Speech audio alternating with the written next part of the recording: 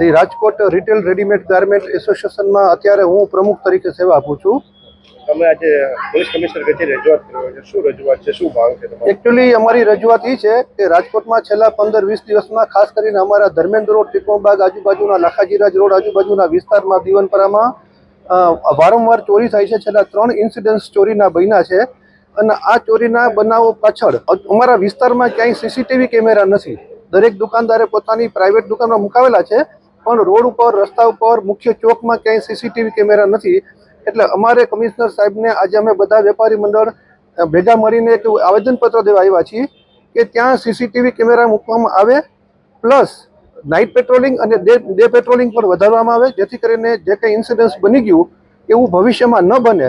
અને જે ઇન્સિડન્ટ્સ બની ગયા છે એની તાત્કાલિક હાઈ કમિશન નિમી અને ચોરને તાત્કાલિક પકડવામાં આવે અને જે કંઈ ચોરીની રકમ થઈ છે એ વેપારીને પરત કરવામાં આવે, એવી અમારી માંગણી છે.